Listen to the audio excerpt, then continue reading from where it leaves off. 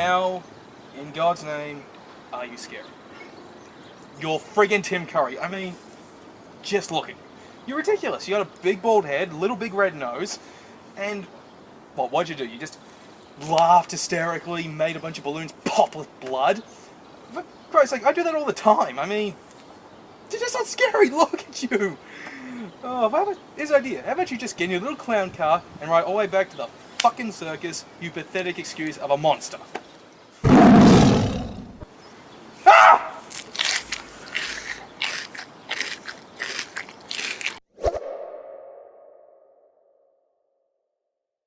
Now, who doesn't enjoy a clown?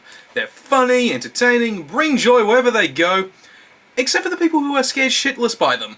Those people are the target audience for the movie Clown. Clown is about a real estate agent named Kent McCoy, who finds an old clown costume in a house he's putting on the market. When the clown he hired for his son's birthday doesn't show, he dons the costume for the party, only to find that it won't come off, and that he's starting to get pretty hungry. Around children!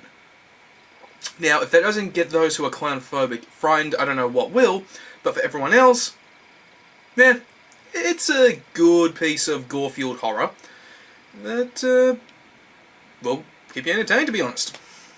But it will disappoint some. For those who prefer their horror blood and guts aplenty, Clown will not satisfy you. Do not be fooled by its restrictive classification.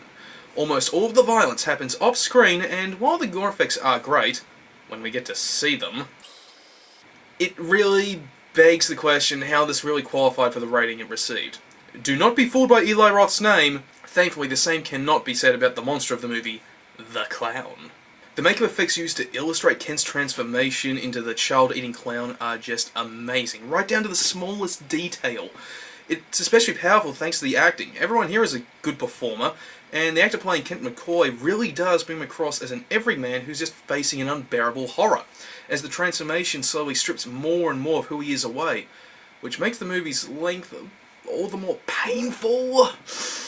It only clocks around about 90 minutes, which means it has to get right to the point, much like with World War Z. But WWZ had a longer runtime, so there it didn't make sense.